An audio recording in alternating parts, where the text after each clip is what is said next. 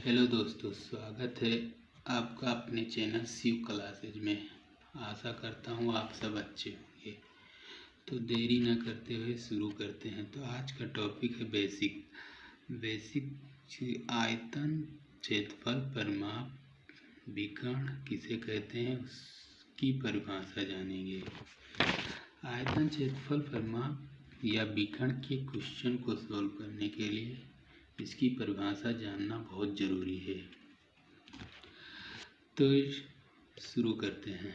सबसे पहले हम वॉल्यूम के बारे में जानेंगे, मतलब आयतन के बारे में जानेंगे। आयतन किसी वस्तु द्वारा घेरे कुल स्थान को उस वस्तु का आयतन कहते हैं। मतलब कि जब कोई वस्तु कहीं रखी जाए तो जितना स्थान अपने चारों ओर घेरेगी उसे उस वस्तु का आयतन कहते हैं। आयतन को ज्ञात करने के लिए लंबाई, चौड़ाई और ऊंचाई की आवश्यकता होती है। जैसे हम घनाभ का आयतन को देखें तो इसमें लंबाई, चौड़ाई और ऊंचाई, अगर इसके आयतन को निकालें तो फिर लंबाई गुणे चौड़ाई गुणे ऊंचाई होगा।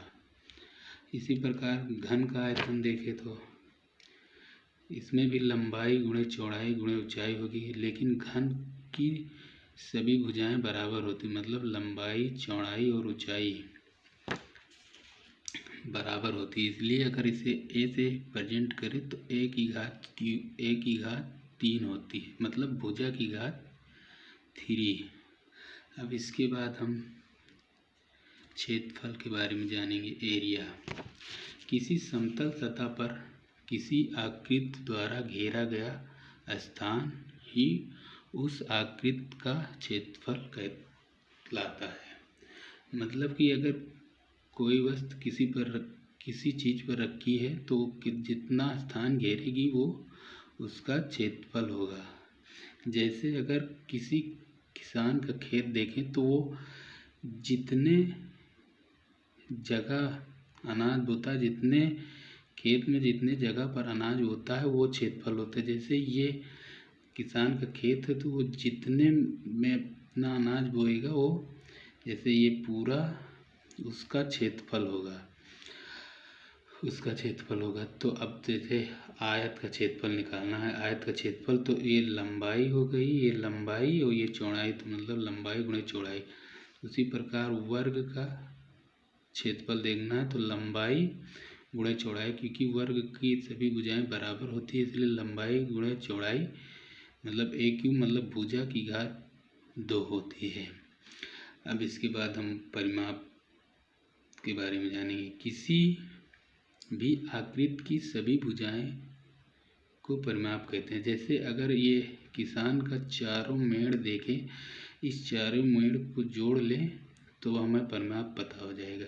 मतलब कहने की सीधी बात यह है कि किसी भी आकृति की सभी भुजाएं को जोड़ लें तो उसे परिमाप ज्ञात हो जाता है। तो जैसे आयतन को देखें। आयतन, सबसे पहले आयतन को देखते हैं। आयतन का परिमाप लंबाई, 2 लंबाई, इसमें 2 लंबाई 2 चौड़ाई, तो 2 चौड़ाई मतलब 2 जोड़ लेंगे तो 2 लंबाई प्लस चौड़ाई। इसी प्रकार वर्ग का परिमाप, वर्ग में 4 भुजा है तो चारों भुजा a प्लस ए से प्रेजेंट करते हैं तो a प्लस ए, तो 4a इक्वल टू भुजा, मतलब 4 और भुजा। अब इसके बाद हम विकर्ण के बारे में जानेंगे। डायगोनल किसी बहुभुज के सम्मुख शीर्ष को मिलाने वाली रेखाखंड। मतलब अगर कोई जैसे ये है, ये चतुर्भुज, इसे बीच से खींच दो, जो ये रेखाखंड है इसी को विकर्ण कहते हैं।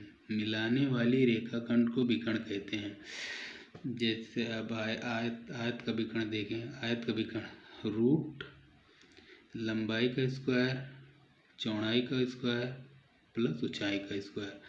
उसी प्रकार घन का विकर्ण रूट 3a होता है, मतलब रूट 3 भुजाएं इसे निकालते हैं, ऐसे हैं जैसे ए लंबाई का स्क्वायर मतलब ए, क्योंकि भुजा की सभी भुजाएं समान होती है, तो ए का स्क्वायर प्लस बी का स्क्वायर प्लस सी का स्क्वायर मतलब 3a² हो जाएगा। √3a², तो 3 रूट में 3a² है तो a² बाहर हो जाएगा, तो हो जाएगा √3 गुणे भुजा। उसी प्रकार वर्ग का विकर्ण, इसको भी ऐसे a² प्लस a² हो जाएगा, तो ये 2a² हो जाएगा। उसके बाद जब ये रूट रहता है तो a बाहर आ जाएगा, तो √2a मतलब कि √2 गुणे भुजा। तो दोस्तों वीडियो कैसी लगी? अच्छी लगी हो तो लाइक करें, सब्सक्राइब करें और ज़्यादा से ज़्यादा शेयर करें। Thank you very much.